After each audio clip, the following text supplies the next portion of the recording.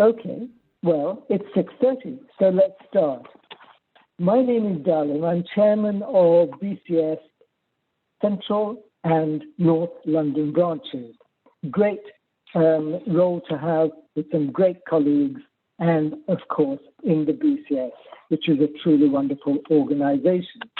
So welcome, and I hope your BCS members as well, and you'd certainly find it interesting to join some of the webinars that we and many other groups have got. Now, this, of course, is a special one because it's one of our SecureIT sessions, and it's on data privacy, the risks and threats around that, and it's got our great speaker, Ulf Mattsson, with us. He is the Chief Security Strategist at Protegrity. He's speaking to us from his home studio in the US, in Connecticut. And a little something about Ulf. His distinguished career includes roles as Chief Technology Officer at Protegrity, which is what he is now. He was at Atlantic, BT, and Compliance Engineering, Head of Innovation at TokenX, and an IT architect at IBM. Numerous achievements of Ulf. They include development of a number of industry standards, of course, to do with privacy and security and so on, a lot of them. He's got 70 issued US patents for software and products, and he's got expertise in aspects of data, privacy, cloud, security, and robotics, all as it shows on the flyer, which is really great. But we've got some questions we're going to address here amongst the other things that Ulf is going to talk about. There are a number of barriers to establishing effective defenses, aren't there? Why are we not more secure? We have the tools, we've got the budget, it's not a significant issue. Still, awareness amongst employees and lack of skills are the top barriers to establishing effective defenses. Now, awareness training may not be enough. The attacker only needs to be successful once, but we, the defenders, need to be successful 100% of the time to prevent breaches. That's the problem. And that is just one of the issues that Ulf is going to tackle during this session, which we're going to have Ulf speaking first of all, and then we're going to have your questions and answers. So please do enter your comments in the chat box and your questions in the Q&A. And I and my colleague David Grundy of BCS Central London branch, will be picking those up and assisting Ulf to see them and to answer them. But let's hand over now to our great presenter, Ulf Mattsson. Thank you. Thank you. It's good to be with you again. And I would like to start by sharing my screen. So can you see it? Yes, we can see. Okay, great. So I like to start talking about attacks on data. And more recently, we have seen an uptick in ransomware. So I will spend some time talking about ransomware. And then we move into reviewing what can we do. And we will look at some core data security approaches and data privacy approaches.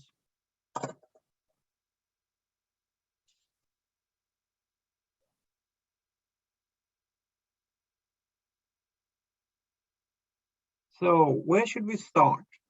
Let's start by looking at the threat landscape and then move into how we can prevent attacks and how we can recover after attacks.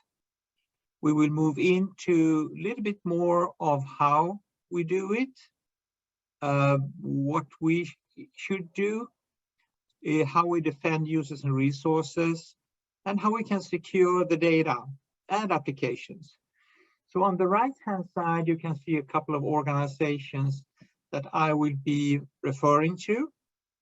Some of them developed guidelines and standards in these areas, and some of them are outlining the threat landscape. A little bit about my background. We heard some of it already, so let me comment on the lower part here. So I've been working in different standard organizations, from PCI DSS, Cloud Security Alliance, American National Standards for Financial Services, ANSI. And on the right-hand side, you can see some of the articles that that was published in ISACA Journal and ISSA Journal about data security and data privacy. So let's talk about the threat landscape.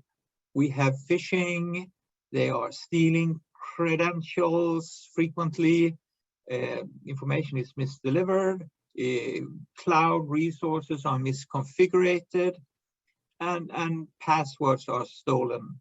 In many cases, we are hit by ransomware, and ransomware is changing its form. So we'll talk about that. This is the annual Verizon report showing that ransomware breaches are going up, and we know that. In 2021, early 2021, we saw a continuation. So in the first couple of months in 2021, we saw financial documents, product blueprints, and other confidential data leaked in terabytes, and ransomware in 20 million, 50 million US dollar range. So it's just continuing. There's a revenue dimension to it. It's a couple of calculations that are performed by ransomware gangs, where they are looking at your revenue. How much can you pay, basically? So those are some examples. And the pricing is interesting to see, and this is data from the NCC group, and the criminals are starting to look more like business operations. Ransomware attack. The attacks on the left-hand side, at the top we see US Federal Trade Commission showing that the number of fraud, identity theft is just going up. And at the bottom on the left-hand side, you can see some similar data from the Cloud Security Alliance. And they are noting that the landscape is changing, or the nature of ransomware attacks are changing. So US Secret Service, they said most organizations had adequate data backups, but the criminals are stealing the data and threatening to publicize the data. So we probably need to protect the data. So what they get is of no value to them. So ransomware, the full list of keywords is interesting to see. They are scanning, criminals are scanning our environments to see where is the data they want to steal. Risk management. So US Nist, National Institute for Standards and Technology, they put together a framework, cybersecurity framework for ransomware that is pretty interesting to study. So they talk about how to prevent attacks and how to recover after attacks. And of course, we need antivirus. We need to patch our systems. Because in many cases, criminals are exploiting old vulnerabilities. So we need to keep patching. And if you are looking at banking, open banking, for example, is based on the new era of APIs. APIs everywhere. Instead of big applications, applications are broken down into smaller components and they talk to each other via APIs. Studies have shown that even big banks, they hard code passwords and credentials in the application source code. So criminals are looking for the passwords in the applications, and then they move horizontally within the organization. They take the password and they go to the database. Could be a SQL database or the database that happen to be used by the application. And they just log into the database and steal all the data that this application ID is authorized to. So what can we do? We need to scan our applications. We need to scan our applications and discover where passwords and other secrets are hard-coded. And of course, we shouldn't hard-code credentials and other secrets in the application source code. But it's done by developers frequently, and we need to find it.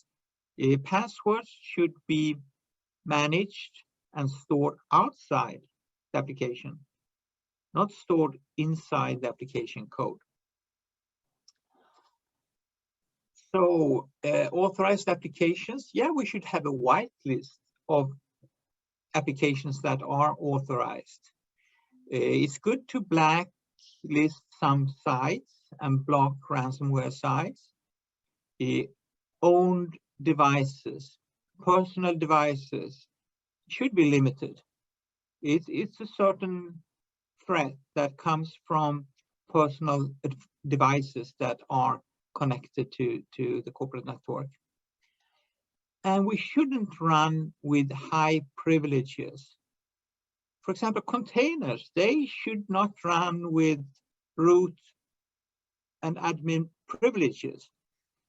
It's easy to do, but maybe when you install, you need some high-level privileges. But when you operate your containers and other processes, do not run them as root, because the attacker will utilize that.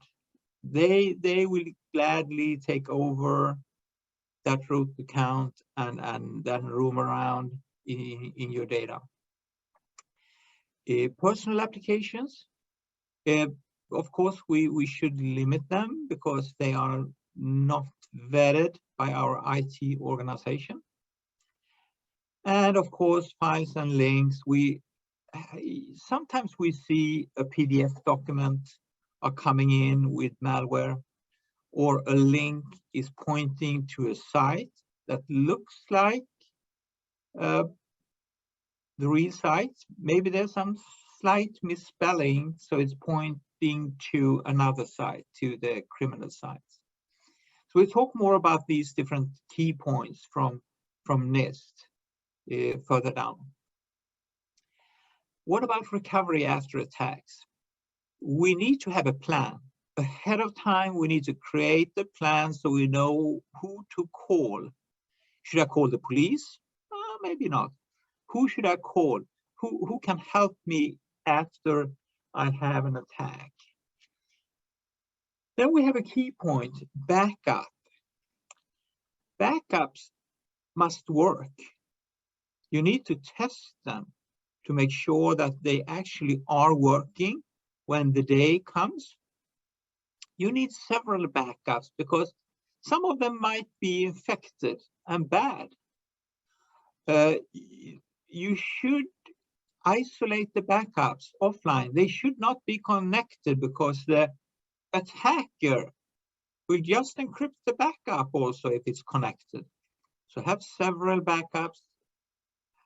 They should be disconnected, and you are pretty good. Because if you pay the ransom, you don't know if they ever can get your data back.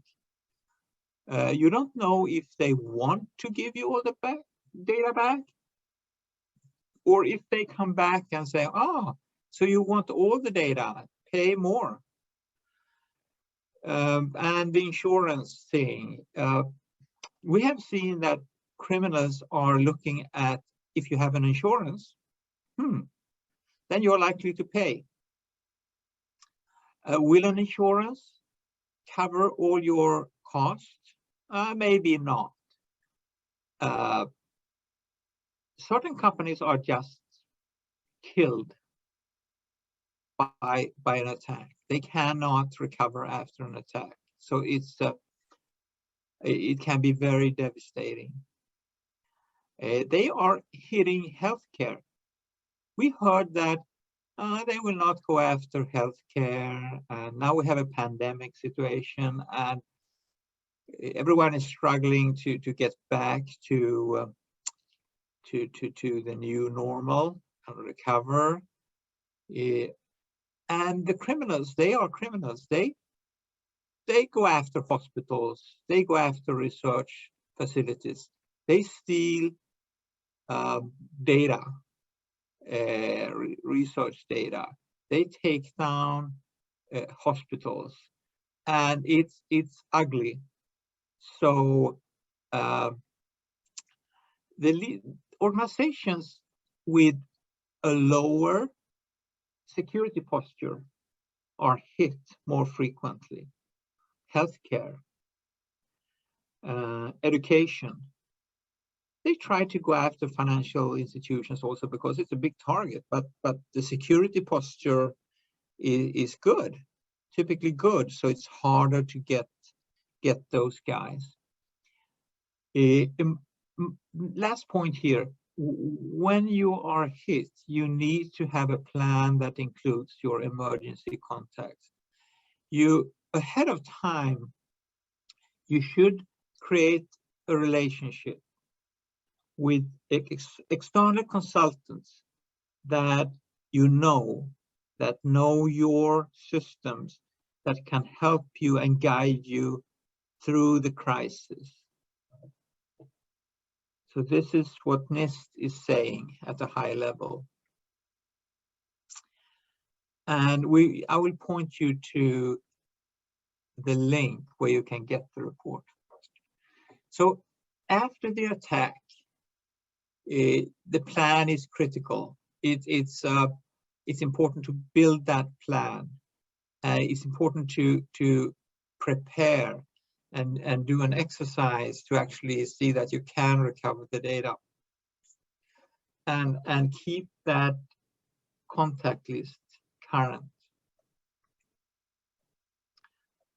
So on the right hand side you can see the Nist report number, and you can just search online and you can download that report.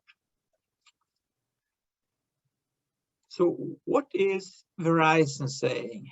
I like the annual report. It's worldwide.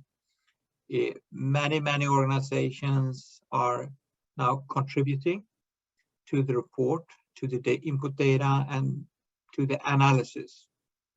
Very deep, thorough analysis. It's vendor neutral.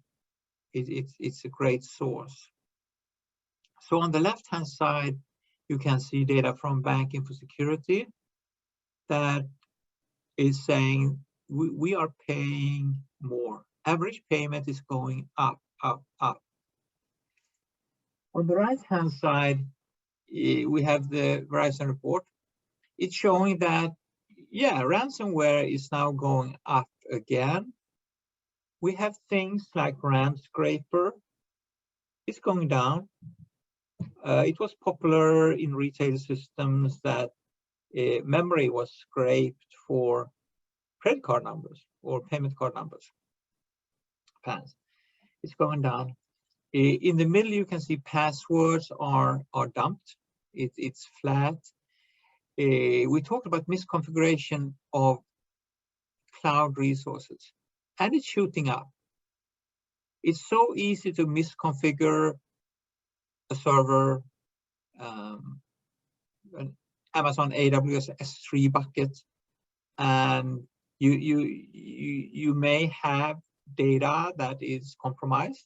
After that, you have up there, you have stolen credentials. We talked about passwords that are hard-coded in applications, and that is pretty worrisome because APIs is becoming more and more frequent, and passwords and credentials should not be stored in those. At the top, you have the phishing. You can educate people, but as we mentioned in the beginning, most people will learn, but even the best people can make mistakes. It looks like an email is coming from inside, and maybe from an executive, and you are inclined to respond. You don't have all the time in the world to verify. It would be good if you call about a big transaction, like, should I actually transfer this amount of money? Because it looks like our executive is asking me to do that.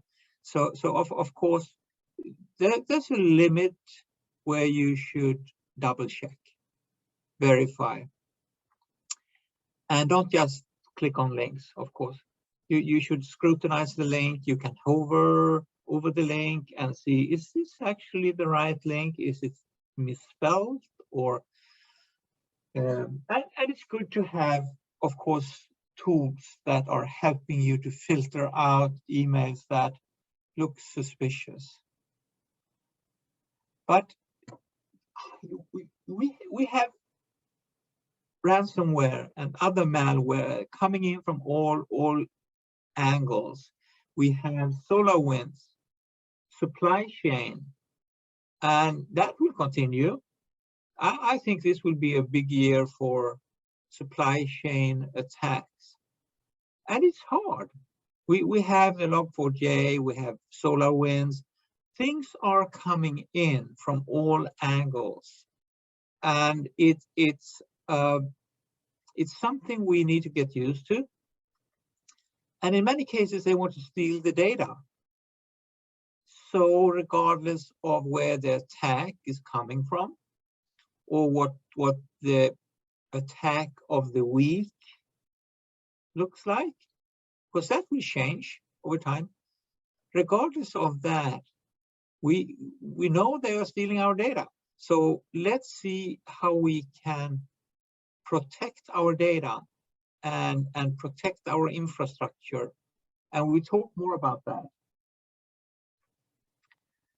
Supply chain attacks, we talked about that. We saw the peak that we talked about earlier, and it hits a lot of organizations, as we know. Let's go back to Nist. So what is Nist saying about defending users and resources? So Nist is saying that if you apply a zero trust architecture, that can defend against many types of attacks, also ransomware attacks. Why? Because the zero trust architecture is looking at every package and asking the question, should I allow this to happen now? It's looking at every request. You're already in the network, you're in a network segment, you are let in, but zero trust will ask, are you moving horizontally in the network? Should you actually have access to that resource? And we have a guy from Forrester, Jon Kindervag, he invented zero trust architecture about 10 years ago. He looked at PCI and he said, okay, PCI is recommending network segmentation. So you segment your networks and isolate your sensitive resources in network segments. It was used for scoping. So you basically said, inside that network segment, I have cardholder data. So I need to comply. Outside the segment, PCI doesn't care. But network segmentation was a static authorization model. You are let in, and the criminals, they started to wander around and move inside that segment, going after your different resources. We saw the list earlier, what they are looking for, what they are scanning for, different keywords on databases and systems. So Jon Kindervag, when he worked at Forrester, he said, we need a more dynamic approach. We cannot trust that this user will behave inside that network segment. So we need to apply a zero trust approach. We shouldn't trust anything that is done. Each request needs to be validated and looked at. For example, should this user actually access this type of data on a Saturday night at 3 o'clock in the morning?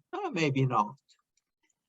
And this user ID is well known, but now this user is calling in from another country, and that is not normal.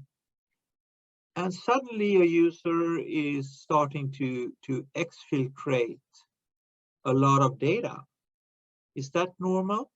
No. So you have certain attributes that will show you a context of the request. So each request is validated by the zero trust architecture. And that can prevent a lot of data leakage.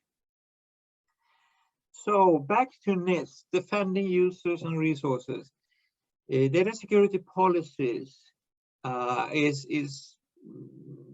it's a cornerstone. You need to create the policy, and then you can enforce that policy. We talked about continuously monitor security behavior. And this is not just logging and try to find something in your audit logs, because you may never find it. You may not find it in time.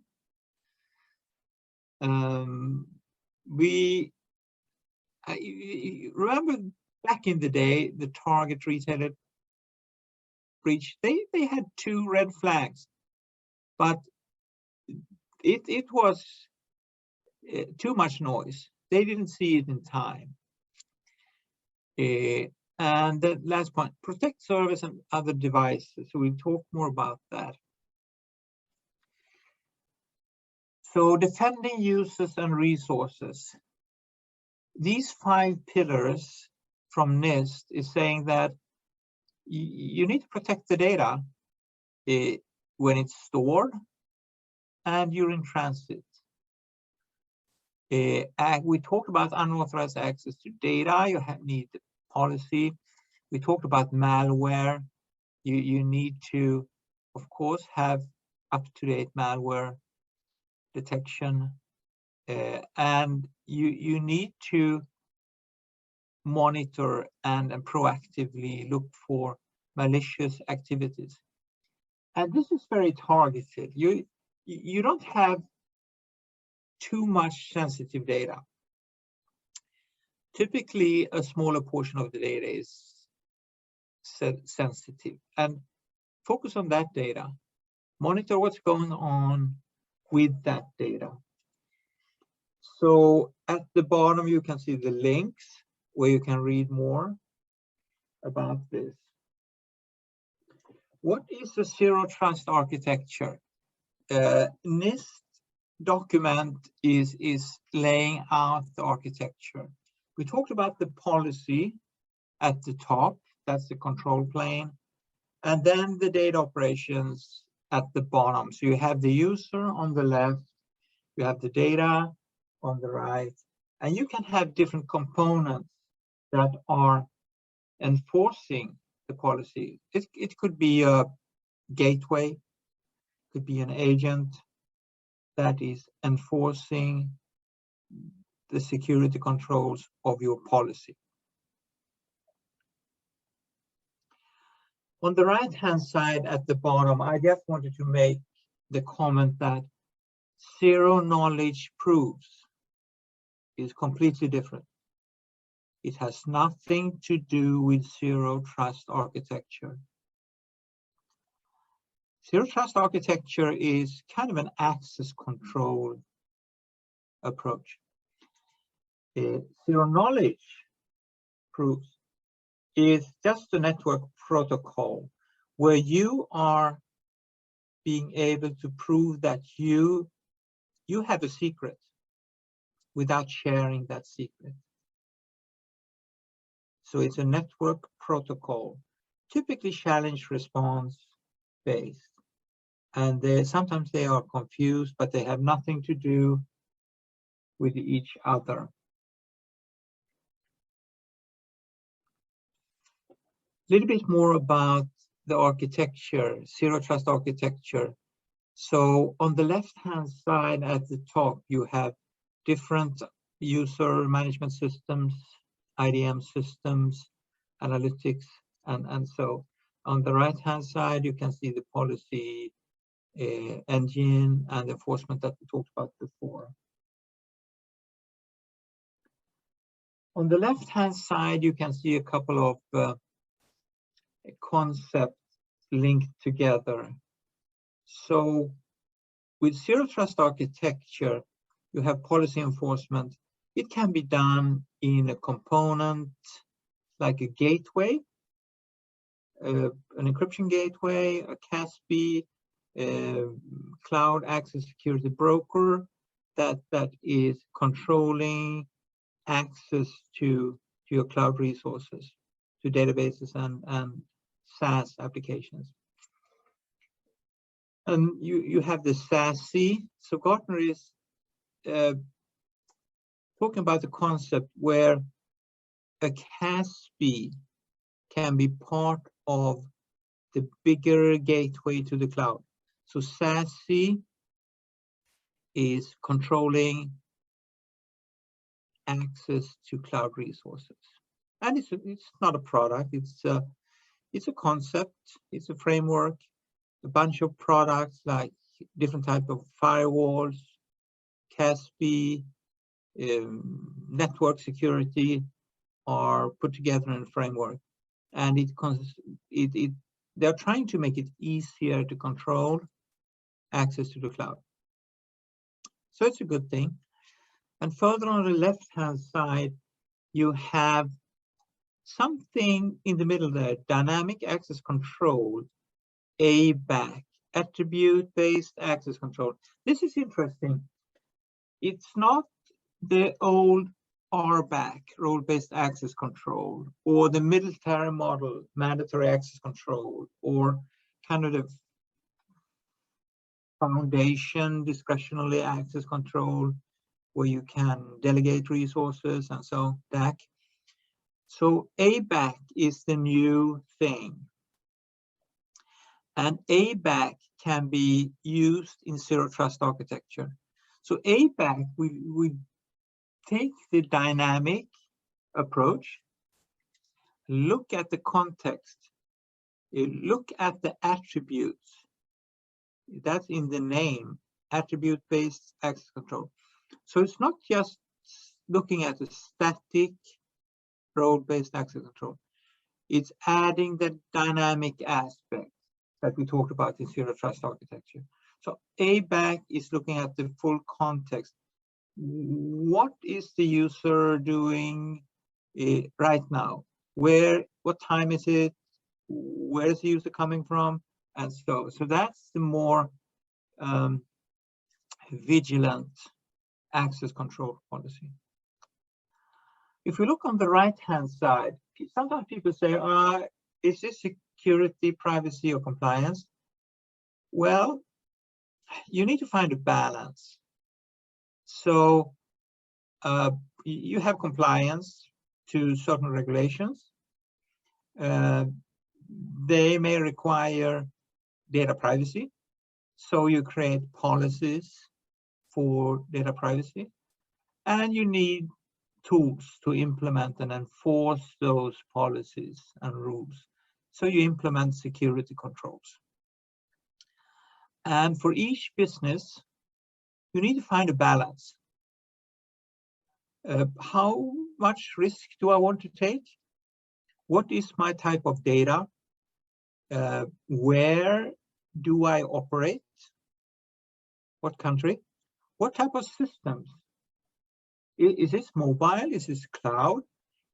Is this in my own on-premises environment? So you need to discover or decide your risk appetite for different type of data in different use cases and environments. So you need to start from the top. Otherwise, nothing will happen. Nothing good will happen. Don't start to look at the tools and vendors that can provide the next shiny box. Start with risk management. Of course, you need, what we do in IT security is just another business risk. Treat it as a business risk, like a financial risk. It needs to be prioritized. You need to translate. What does this mean to the bottom line or to the business? How can I reduce the risk, for example? So we need to know, why are we doing this? Is it for compliance? Is this for to address a certain threat? And then we need to decide, okay, let's do it. What should we do? Processes and people. And then you can start to talk about your toolkit. What tools should we use? And then when you have that in place, you can start to talk about automating. Because security needs to go faster, because the business is going faster.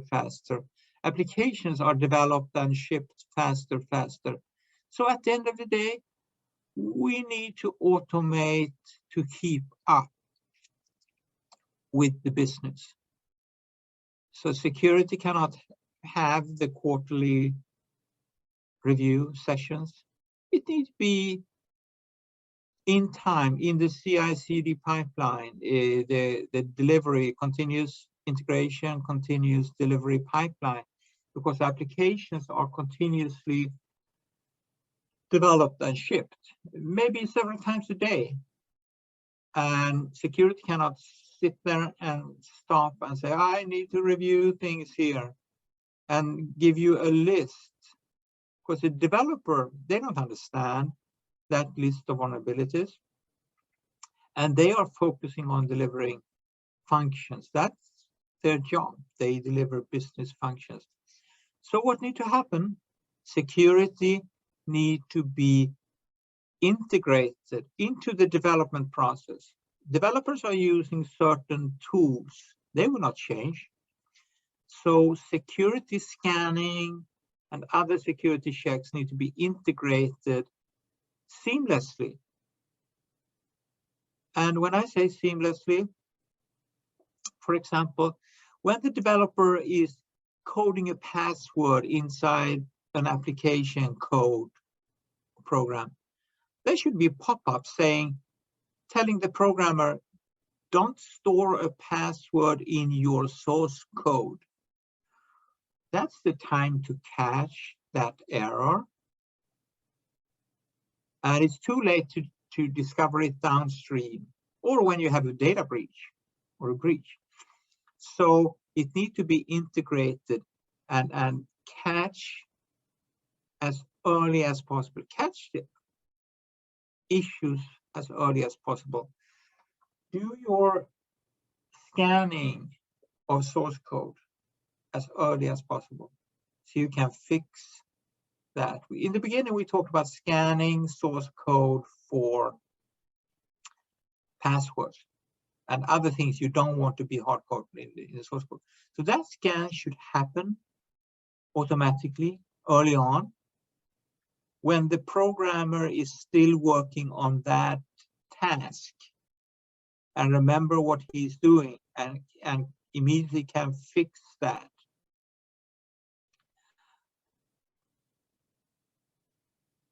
Integration. Let's dig a little bit deeper into Abac and Abac. It can be confusing, but it's not. It's easy. So on the left-hand side, you have a role-based access control policy for your database, for example.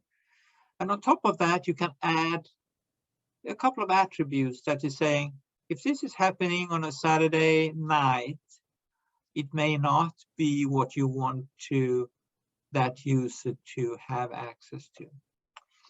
From the right-hand side, how can that be integrated? At the top, you have a database that is doing a select statement, reading from a database. And you can just wrap that with an Abac service. So you wrap that select statement so it will check on these attributes that we talked about on the left-hand side. You don't change the Abac, role-based access control. That's fine. That's your old access control policy. You just wrap it in this more dynamic checking. So how can that be implemented? At the bottom right, you can see, for example, a user-defined function that you plug into the database could do this automatically for you.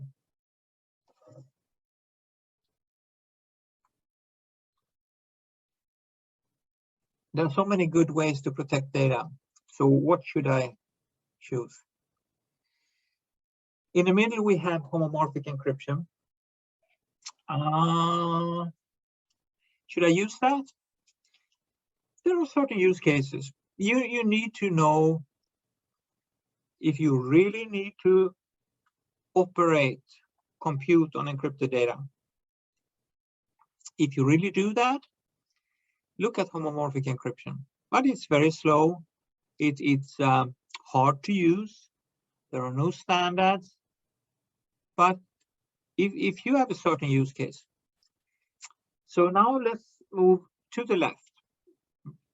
The more traditional thing to use to obfuscate or encrypt, protect data elements is format preserving encryption or tokenization.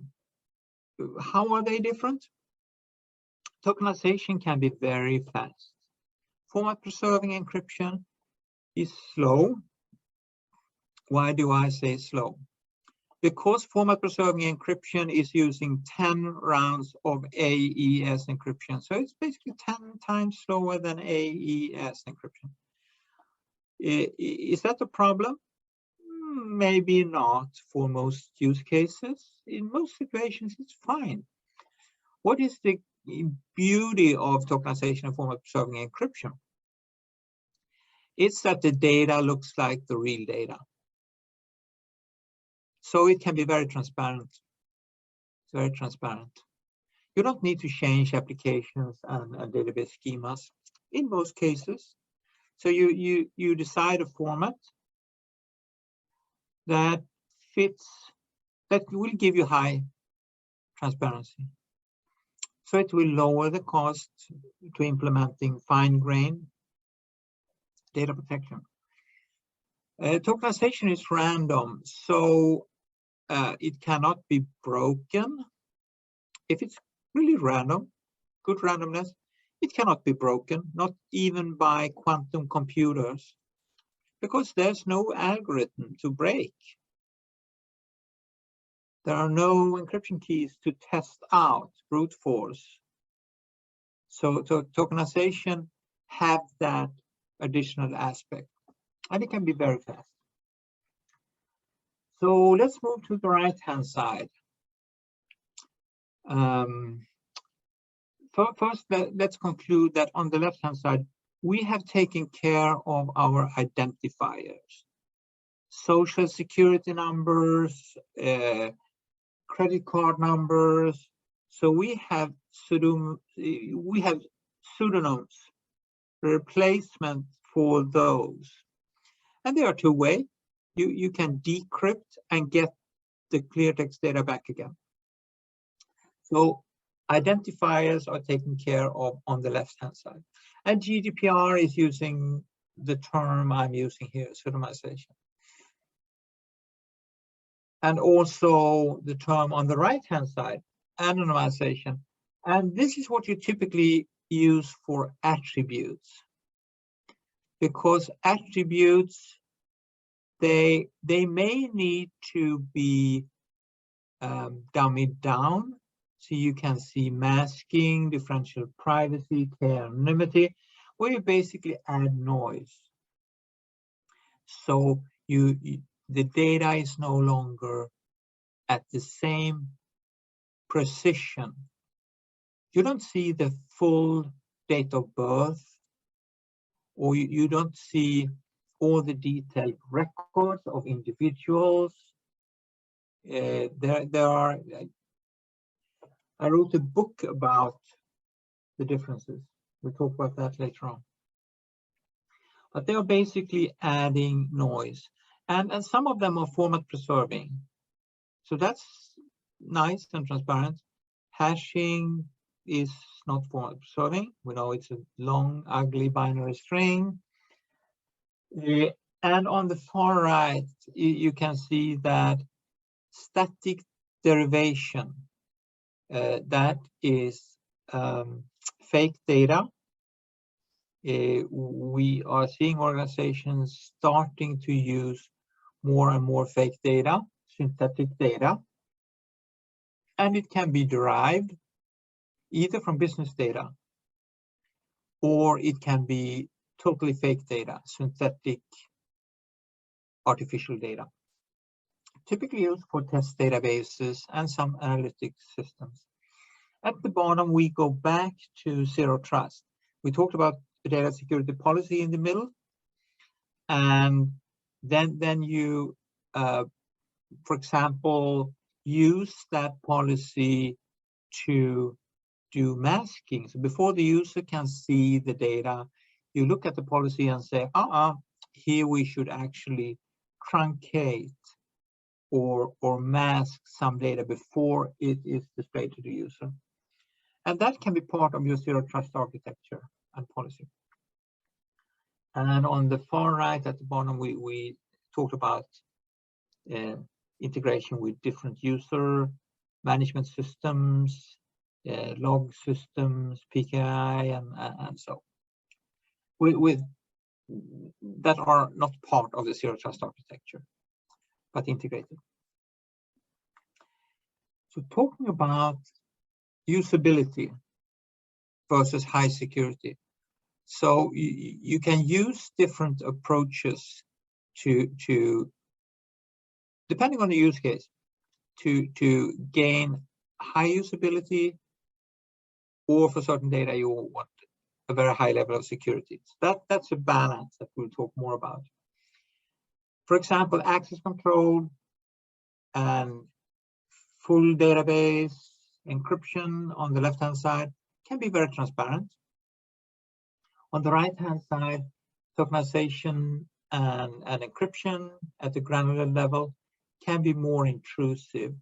It can provide you with better separation of duties, higher level of protection against admin attacks, for example. And in the middle, you have things like monitoring that is kind of a middle ground. Who should see the data? You have different, this is typically from a machine learning project. You have different type of engineers. You have machine learning architects and data scientists and so, and they should have different access to different data. So your policy, your Abac policy, attribute-based access control policy, should reflect what they should see.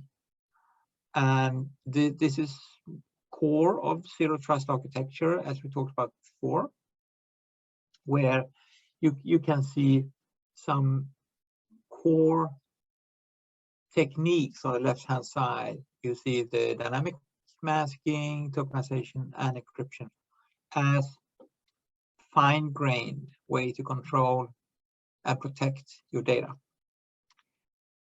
That you may need for certain attacks more and more. On the right-hand side at the bottom, you can see sensitive data is protected. So at the different system levels, all the way from down at the file system and up to the browser, you can apply, you can enforce your policy. So for example, the gateway in the middle here, we can see that the gateway is turning the black social security number from encrypted state to clear. That is happening at the gateway level, for example. And then the gray areas are indicating that those data elements or fields, they are tokenized, they are masked, so they are used in a protected form. The token is used, but it's not the real address, and so on. So you can be very precise in what data you protect in different ways. So this is kind of a final nirvana. When you have done everything at the end of that roadmap, you may end up with this picture where you actually have taken the time to give different type of data, different type of protection. And the ransomware, there's nothing to steal here. And whatever attacks you are hitting me with, data is protected. And it's very hard to attack a system that is only giving out certain types of data and certain types of protected data to different users, different times of day. So yeah, this is zero trust architecture. You can do a lot of things. Antivirus may not help. Things are changing, attack vectors and approaches are changing. Supply chain attacks. I don't care because my data is protected. It's very hard to steal any data from me.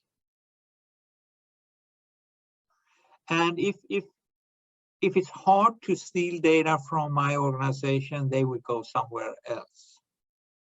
I just need to, the saying is that you don't need to outrun the bear. You just need to outrun the next guy, because the bear will eat that guy.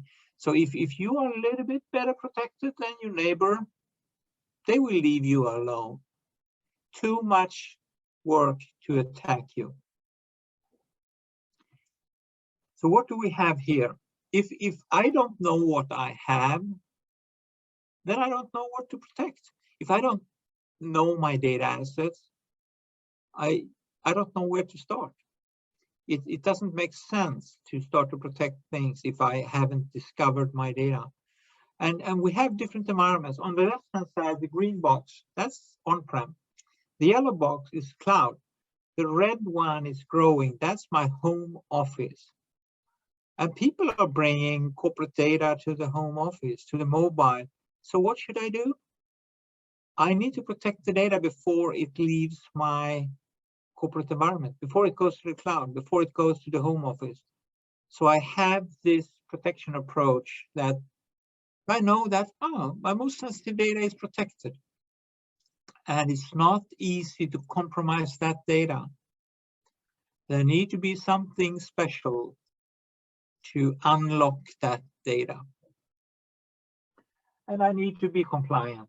You know, GDPR is saying find your data.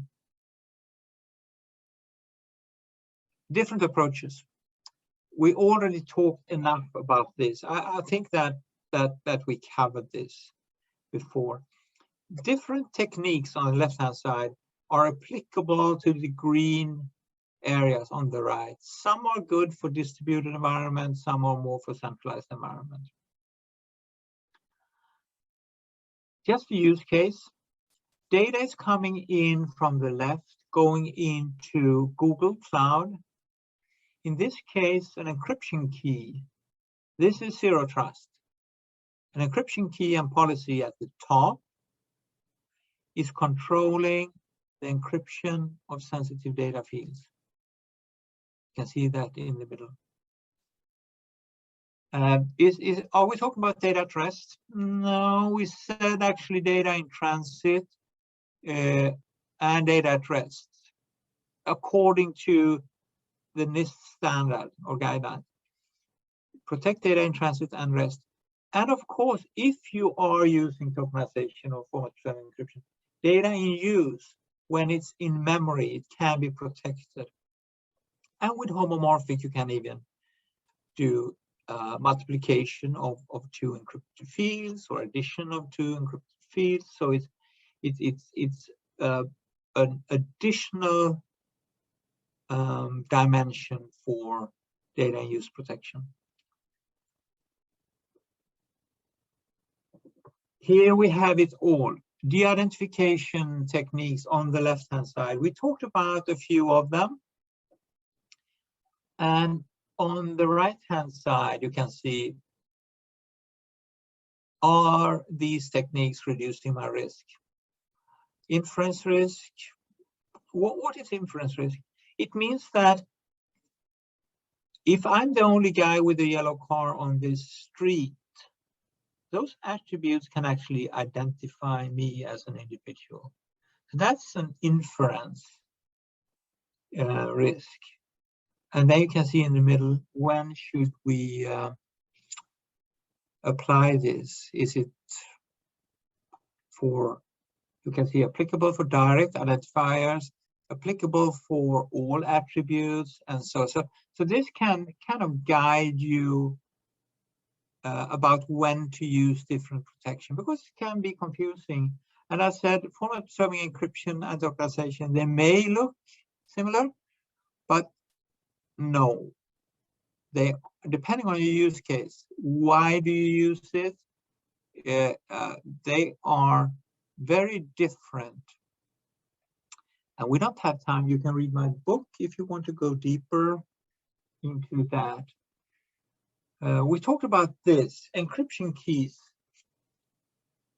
The data is encrypted, that's fine, but where are the encryption keys? So are the keys going with the data? Maybe not so good. Are the keys in the cloud? Maybe not so good, because the key can be compromised, or there could be a subpoena, a lawsuit. the key can leak, and then your data is basically no longer protected. And we have seen GDPR had a recent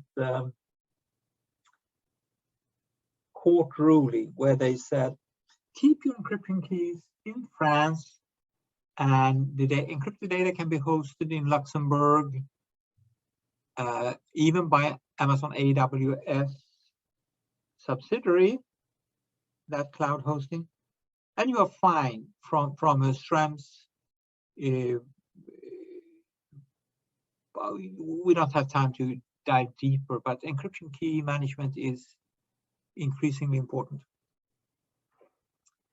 Web applications are hit. So the Verizon report said, yeah, data from servers, web application servers are leaking. That's where the data is coming from, the compromised data. So what are they saying? Yeah, go back to GDPR. IBM is saying that, okay, you need to discover, you need to have a security by design, build in your data protection in your applications over time. But you need to start to encrypt and tokenize the data. So this is a good framework from IBM. What about cloud? We know that we have this shared responsibility model. It's not really shared, it's split. The hosting provider doesn't care about your data. They don't make sure that your data is protected. You need to configure the security. You need to take care of the encryption keys. They are not floating around. They may give you a policy configuration that is not secure.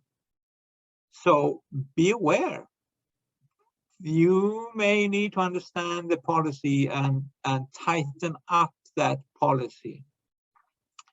It can be easy because it's all software. Configuration is software in the cloud, but everything is given another name. And you know, it's called different in Amazon AWS, Microsoft Azure versus Google Cloud Platform. Even identities work differently on these different systems. So be aware, you need to dig in and take that responsibility. We talked about the security gateway. We talked about CASB before, Cloud Access Security Broker, as one way to encrypt the data before it goes to the cloud. So in the middle, you can see that gateway. And that gateway can keep your keys and not expose the key to the cloud.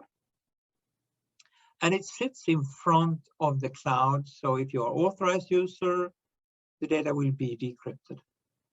At the bottom, you can use the same gateway approach to encrypt data before it goes into your on-prem databases. What is SASE? So Gartner is saying that SASE, you can see it in the middle here. SASE is a component or a framework that sits in front of the cloud. So at the top, you have the cloud with your software as a service, infrastructure as a service, and platform as a service. And you have the CASB as kind of a gateway into the cloud.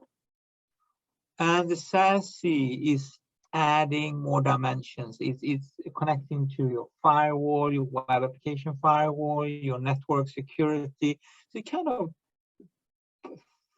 creating a framework for securing your access to the cloud. Then you have a lot of management components at the top. You can see other acronyms that we don't have time to dive into. Separation of duties. We talked about this model, and I just want to emphasize that the CASB, that gateway, can actually sit in the cloud. You can isolate that component in the cloud, so you have a separation from where the data is operational. Or it can be a device, a shiny box on-prem, or it can be virtualized in your environment, depending on where you want to run it. If you want to buy the hardware, or if you want to have it in the cloud. The important thing is the separation of duties. We talked about zero trust. You need to have an enforcement agent, enforcement point between your data resources on the left and your users on the other way around. You need to have that enforcement of the policy between your users on the left and your data resources on the right. This is from a big bank, international bank. So they have security operations happen to be in United States. On the left, they do policy administration. And so on the right-hand side, they have 200 million users across 160 countries, where each region, for example, in Europe and Asia, have their own security gateways, their own key management, their own HSM hardware security module. So locally, they have control over the keys in each region on the right-hand side. So it's showing the zero trust policy on the left-hand side, the security policy, that is enforced locally close to the data, the sensitive data in each country and region. And it scales. They are using this for 200 million users in 160 countries. So it's working.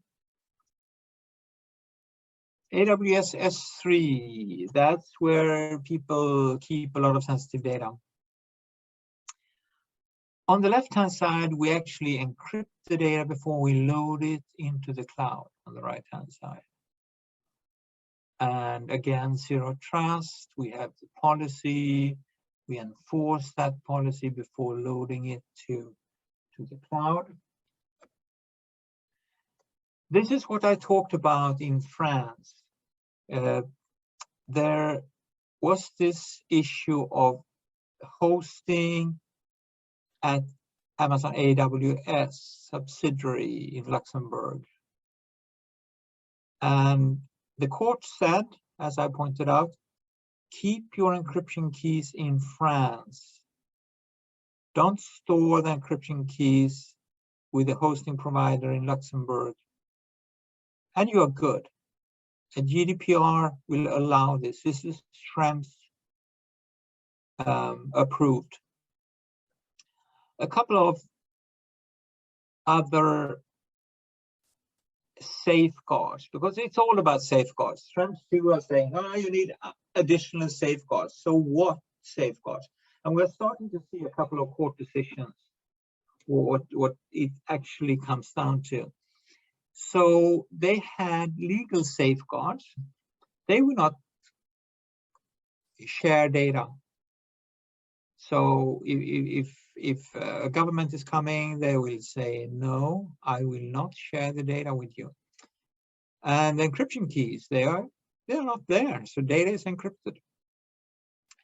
We talked about technical safeguards.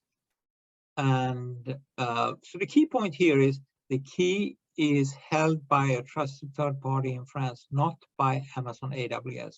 That separation is critical. And it comes down to zero trust. That's how you put separation of duties in place. And by the way, they didn't have any health data.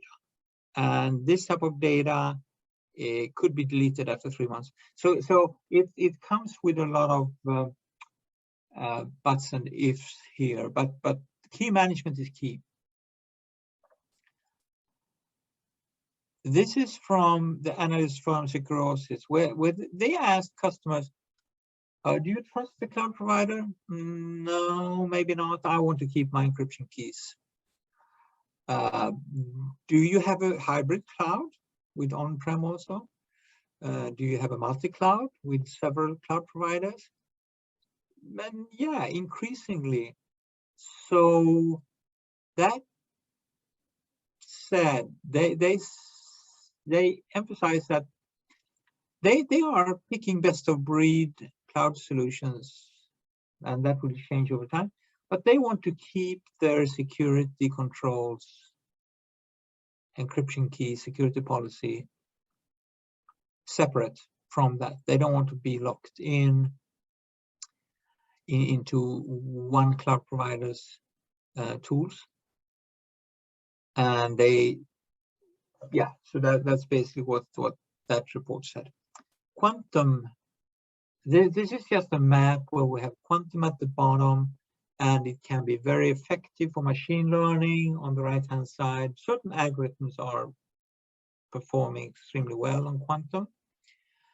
On the left-hand side, we have public key encryption. And that, of course, is an issue that TLS will be broken. It will take a couple of years, but the RSA and other asymmetric algorithms are not quantum safe. So you should move to what we see on the left-hand side in the middle at the bottom here, lattice-based encryption. That's what Nist is saying. Move to lattice-based encryption over time. And we already see homomorphic encryption algorithms that are lattice-based. It's totally separate, but it happened to be lattice-based encryption algorithms. At the top, we see things that we talked about before. This is a big bank, conservative bank in the United States, and they are saying that this is their cryptography roadmap. They have short-term on the left, and they have long-term initiatives. So they are basically saying that be aware that certain type of algorithms, asymmetric algorithms, need to be replaced. AES and other block ciphers, they're fine. Just use a key that is 256 bit long, and you are fine for many, many years. At the bottom, there will be standards. It will take time. Now let's look at my book. So in April, CRC Press will publish my book. It's about 400 pages. And you can see the table of contents here. I talk about many of the things we touched on today. And I go deeper into certain technologies, as you can see in the table of contents. And at the bottom, you can see dependencies where I talk about certain regulations, standards, and other things that are maybe not core to the message in the book, but it's good to know the surroundings that I try to capture at the bottom. You can get 20% off if you buy it now. So if you buy it now, you get a lower price. It's been a pleasure to write that book. So thank you very much. I think I probably spent more time than I should, but I'm so excited about this topic. At the bottom here, you can see the link to the book. It's the same link as on this page. So thank you very much. It's been a pleasure to be with you again. Thank you so much, Ulf. And that's a US website. Is the book going to be available in the UK as well? Yeah, it's worldwide, and it's CRC Press is actually a UK company. Okay, well, we will give people that link. So we've got time for a few questions. So the first question is from Bruce, and he says, is it possible to effectively manage Abac to identify and authorize legitimate but non-standard access, there is a risk that strong protection could negatively impact business activities? Yeah, you always need to be careful to not stop your business from working. So it's always a balance between, should I monitor and alert, or should I actually block requests? And I think that it's a business decision. Certain data could be so sensitive, so you actually need to block requests. Maybe not the first time, but before too much data is escaping, you may need to block. If you have medium sensitive data, you probably should monitor that sensitive data so you get alerted, and it kind of stands out from the noise.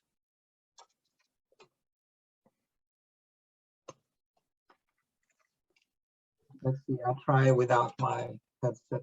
Can you hear me? Yep, I can hear you. Okay, good. Okay. I don't know if that answered the question, but it's always delicate if you block data. I think that a solid approach is to, for example, tokenize the data. We have the payment industry. They decided that give the users and applications data tokens to work with that is representing the data.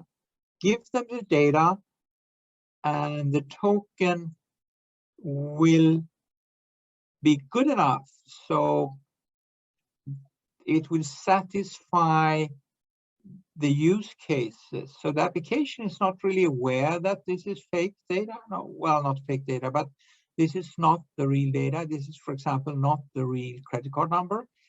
And the application can operate as normal using those tokens. There will be no showstopper. And then you have a settlement application. One application needs to settle transactions with the bank, and only that application needs to translate the data token into real data, to real credit card number before sending it to the bank. So that's, I think, a very powerful approach that the whole payment industry is using currently. Okay, great. So we've got another question from Bruce. Regarding the threat from personal devices, BYOD is increasing. More than 78% of US companies had BYOD activities in 2018. How do we manage this? Can organizations hope to enforce security standards on personal devices? Let me see let me turn my other speaker on here, because I couldn't hear the question. Oh, sorry, it's my accent probably. Can you hear me? Yes. How can organizations hope to enforce security standards on people's personal devices? Yeah, you have two types of personal devices. Some are just personal. Other devices are controlled by corporate. And the very personal devices, completely personal devices, are, of course, outside the control. And my thinking is that if you have corporate data that is shared with users, they may take that data and put it on any device.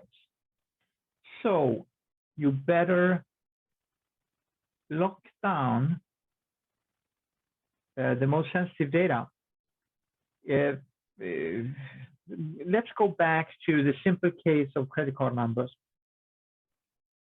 So if you have data tokens in your organizations instead of credit card numbers, they are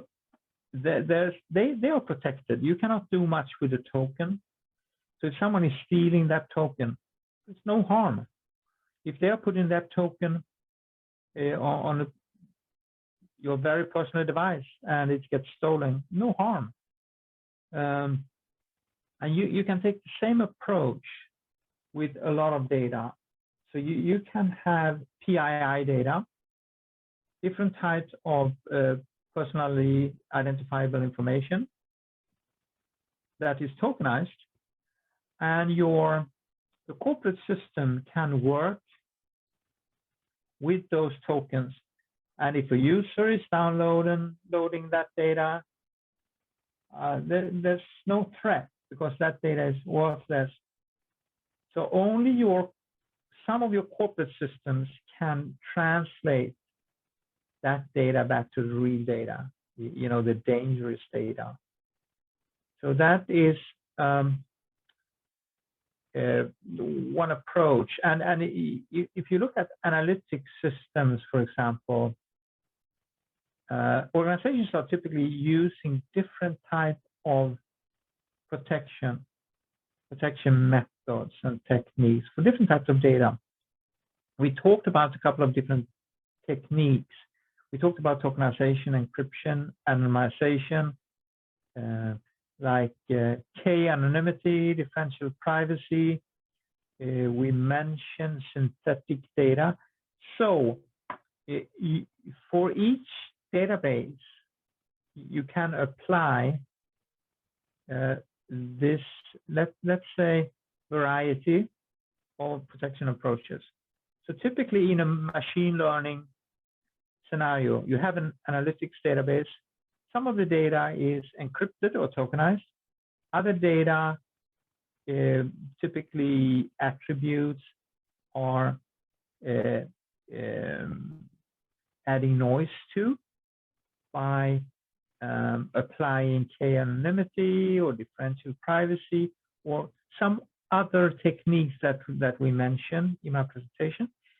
So when you look at that database, it doesn't mean much for a criminal because different data is protected in different ways. So there's nothing to steal. They cannot steal an identity there. They cannot steal financial data. Only if you are having access to your core, some of your core corporate systems, that data can be translated and sensitive. So you shrink down your attack surface, and it's all about shrinking the attack surface into a corner where it becomes hard for a criminal to actually steal anything. You cannot get rid of the security issue, but you can limit it to a smaller attack surface, to a place where you can apply more monitoring, where you can apply more safeguards, and most of your other systems will not be sensitive anymore. But I read my book. We've got time for about 2 more questions, I think. Question from Jamie. What's the trend regarding the implementation of Abac? Do you see organizations adopting this model rather than Abac, or do you see a hybrid of Abac and Abac as the best way forward? It's emerging, I would say. it's I've seen large banks that are saying that, oh, Abac takes forever to implement, and it's not even really secure. It's not implementing the zero trust model that are now becoming more and more important. So the organizations are saying that, okay, so let's go easy with the Abac. Don't overdo it, because we are adding Abac on top of that. So we are taking this dynamic approach to the Abac and kind of refining the Abac to make sure that crazy things are not happening, that the user is not accessing this data on a Saturday night. Small, simple rule. So I see it's emerging, it's coming, and it will, I think it will be a powerful way of both simplifying Abac, because you don't need to overdo it, because you are adding the Abac layer, and you are also adding a lot more security because you are following the zero trust model. Okay, we've got our final question from Tom Gill. What is the simplest thing a business can do that they fail to do, which will give pretty good security protection? I think you need to find your data. Of course, you need to find your data, because it's all over the place. It's in the cloud, it's on mobile, it's across different, and it's growing exponentially. So every month, more and more data. So you need to constantly discover your data. And when you discover your data, you need to classify and say, this is important data. And maybe 5% of the data is important. The rest of the data, I don't care about. I don't want to sweat about that. But this small amount of sensitive data, I really want to take care. So I should start to monitor what's going on with that data. And it will not be too noisy, because it's just a small fraction of my data. Then over time, you can say, okay, so let's add some masking, dynamic masking to data when you see that these users shouldn't see the full credit card number or the full whatever date of birth. So you start to mask data before it's leaking out to the users that don't need to see the full data. That's low-hanging fruit. Of course, you can adjust your access control policy. As always, it's good to have an access control policy. So that's kind of where I think you start. And then, like the payment industry, they said, we don't want to expose the sensitive payment data. Payment card numbers shouldn't be all over the place. So they decided to replace card numbers with tokens, data tokens. And that was very powerful. For most of the systems will have a data token that with no value. If you steal that token, there's no value. And the token can only be used for certain transactions, certain amount, certain regions. So you cannot steal a token and then buy from another country something expensive, for example. So that is kind of a little bit down the road when you have a serious security problem with certain type of data. Then you start to tokenize that data. Why do you tokenize? Because it's cost effective. Of course, you can encrypt. That's what the payment card industry did in the beginning, but it's not cost effective. Your encryption keys are all over the place. That's dangerous. And you cannot really use the encrypted data. So tokenization is much more transparent. So that's why the whole payment card industry and payment industry, not payment card industry, but the whole payment industry, they switch to data tokens because it's more cost effective from a security point of view. Okay, great. Thanks for another very detailed presentation.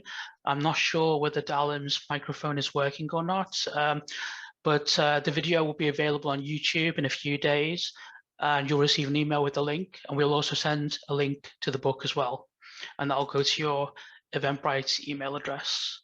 Dalim, are you there?